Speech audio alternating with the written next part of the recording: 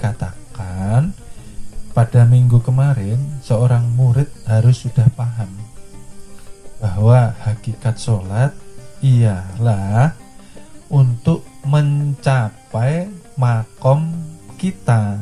Nah, harus paham ya, khususnya yang di daerah-daerah.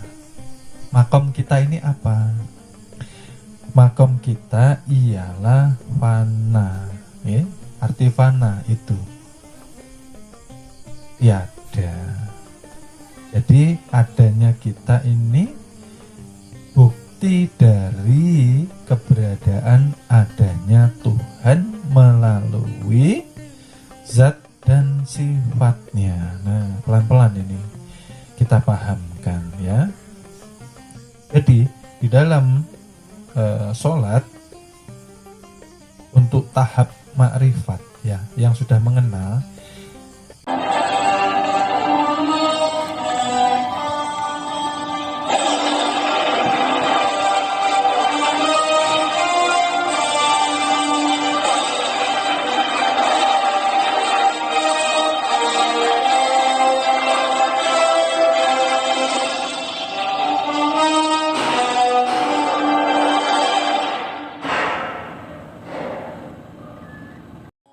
berjalan di muka bumi ini masih merasa ada terus ya. Artinya kita masih merampas hak Tuhan. Merampas hak Tuhan itu apa? Kita yang sering kali merasa kita yang berkuasa dan berkehendak, itulah ini yang jadi masalah ini ya. Kalau kita masih merasa berkuasa berkehendak, maka dibiarkan Tuhan. Usaha apapun tidak akan berhasil kalau kita yang masih berkuasa dan berkehendak. Berarti kita dikatakan orang kaya. Orang fakir itu kalau syariat dikatakan orang fakir itu seperti apa? Fakir itu miskin, tidak punya apa-apa, iya kah? Maka berhak mendapatkan ya. Berarti kalau fakir pasti sering dikasih ya sedekah. Iya kan? Nah, kalau masuk ke ranah tauhid atau tasawuf, yang dikatakan fakir itu apa sih? Ketika kita sudah fana, ketika kita sudah memulangkan hak Tuhan, kita ini tidak punya daya upaya lagi sudah. Tuhan ya Allah, aku hanya berikhtiar, semuanya kembali kepadamu ya Allah. Gitu. Memang manusia diwajibkan untuk berikhtiar, tapi kita dilarang berpegang kepada amal. Ikhtiar tidak boleh berpegang. Karena kenapa? Karena amal itu sifatnya mati. Amal loh. Berpegang tuh pada yang hidup loh. Ya kah? Berpegang kepada yang hidup, maka aman. Ketika kita sudah setiap hari mempanakan diri kepada Tuhan, disitulah kita dikatakan fakir, ya kah?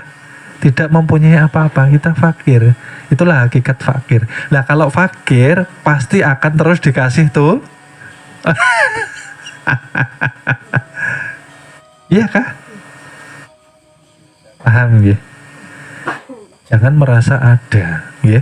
Semua kan titipan ya. Yang repot nih begini loh.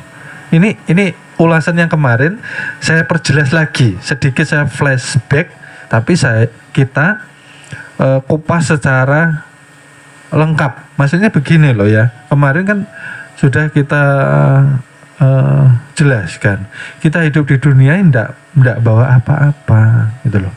Kita tidak modal gitu loh. Begitu kita dihadirkan ke dunia, yang memodali kita itu Tuhan dengan 7 sifat gitu loh. Artinya apa? Tuhan juga yang bekerja.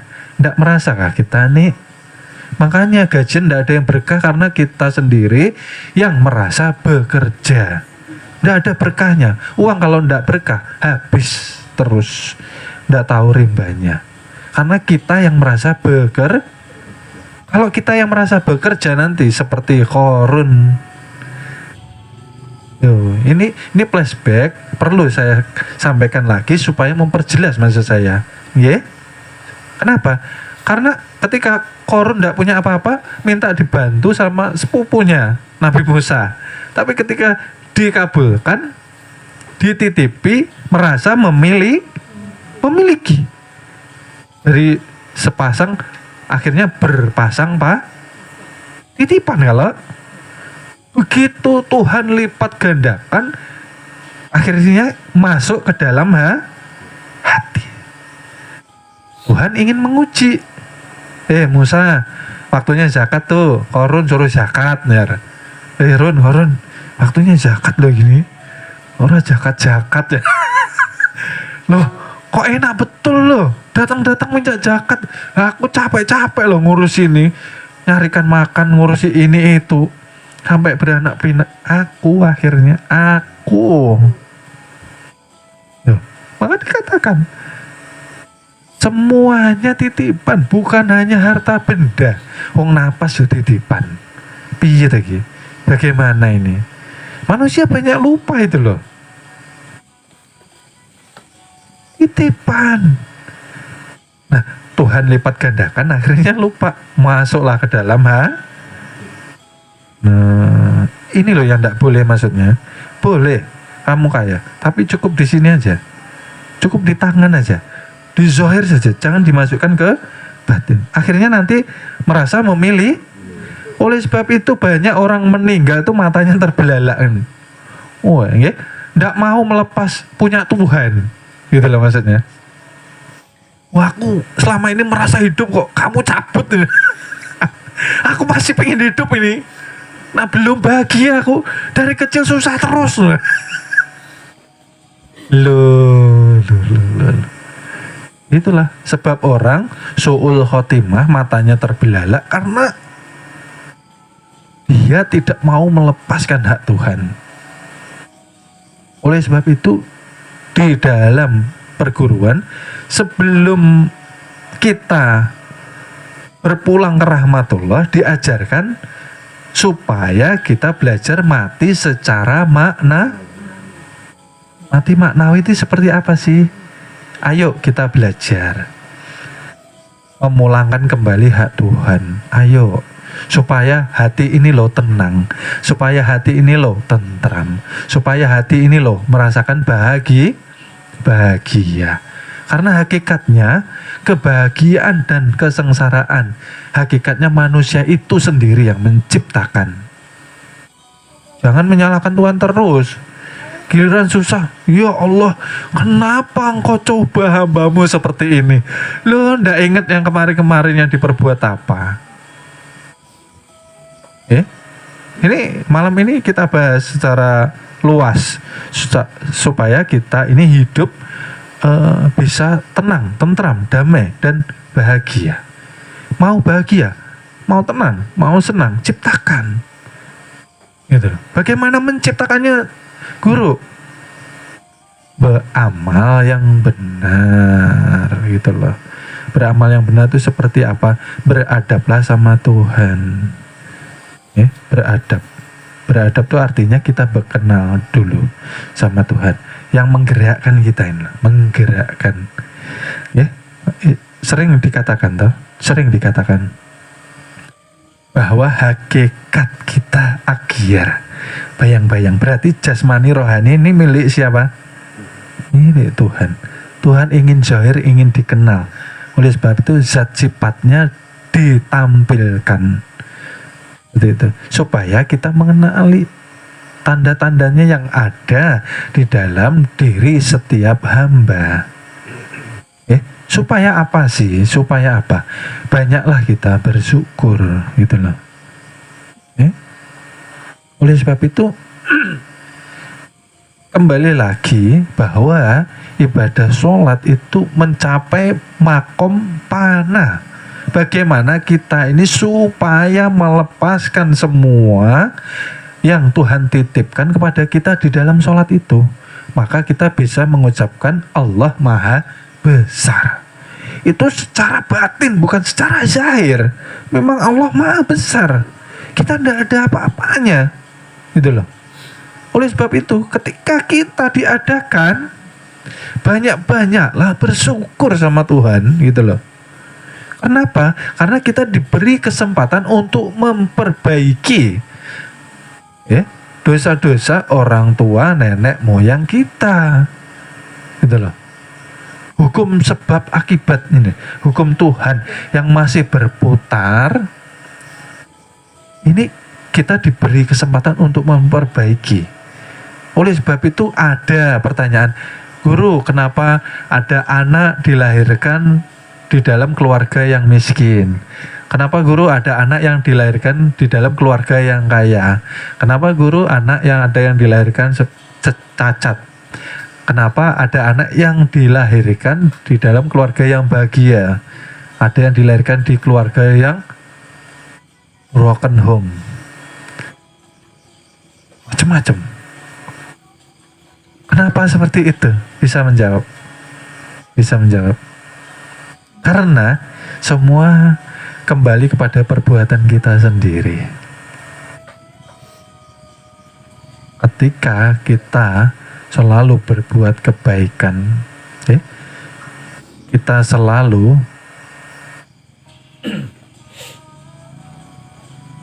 saling tolong menolong,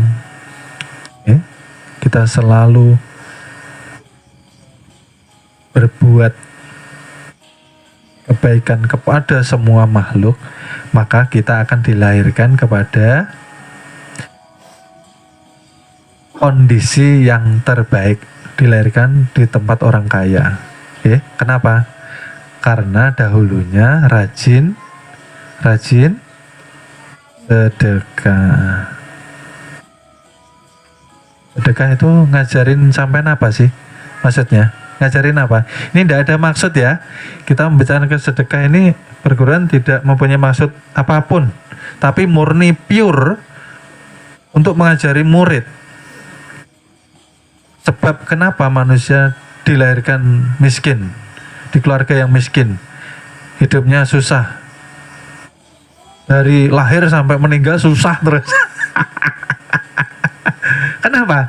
Dulunya diberi titipan Tuhan, tapi tidak mau berbagi. Akhirnya dihukum Tuhan. Karena itu bukan miliknya. Sudah saya katakan, orang itu kalau merasa aku kerja capek loh, aku capek, aku ini wes bahaya ini, bahaya. Sampai bisa ngetik kalau nggak ada rohnya, bisa ngetik ndak bisa, ndak ada ilmu, hang. Oh, apa ya ini tadi ya? Coba kita tafakur gitu loh, tafakur. Ya, ini untuk pure murid ya, supaya memperbaiki generasi ya ini. Saya buka sedikit ya. Kalau mau hidup sehat terus, ketika hidup sekarang jangan sampai membunuh hewan-hewan. Jangan menyakiti makhluk hidup. Jangan mengurung kebebasan makhluk. Ada orang hidup ini sakit-sakitan ada. Berarti sering menyiksa manusia, sering menyiksa ya kan? Ada manusia yang dilahirkan buruk rupa, ada. Artinya kehidupannya dahulu sering berbuat buruk, hatinya banyak buruk sangka. Artinya apa? Kalau kita sekarang dilahirkan dalam fisik bentuk, alhamdulillah, mohon maaf ya, ini tidak ada maksud apapun. Kita dilahirkan komplit, tidak cacat, fisik dan wajah kita baik, dalam artian tidak buruk-buruk banget ya, tidak ada cacat. Artinya alhamdulillah, ya teruskan, perbaiki, tingkatkan, ya. Lalu ada lagi, guru, ada ini orang hidup susah terus, nggak pernah merasa bahagia. Ya, Karena selama hidupnya selalu merampas hak Tuhan, lupa diri, tidak pernah bersyukur. Jangan lupa Tuhan punya hukum, dan hukum ini tidak bisa diakali, tidak bisa dibohongi. Semua akan kembali kepada diri kita. Kalau mau memperbaiki seperti itu, gitu loh. Jangan sembarangan hidup di dunia ini. Jangan sembarangan hidup. Kalau mau anak cucu kita baik-baiklah kepada para ulama dunia dan ulama akhirat, supaya ngerti ini loh rahasianya. Oh, ternyata keadaan di dunia itu. Mohon maaf, akan kami lanjut ke episode berikutnya. Terima kasih. Mudah-mudahan kita mendapatkan keberkahan dengan wasilah junjungan Nabi besar Nabi Muhammad Sallallahu Alaihi Wasallam. Mudah-mudahan kita dikumpulkan di surga bersama junjungan Nabi besar kita Nabi Muhammad Sallallahu Alaihi Wasallam. Amin amin ya robbal alamin.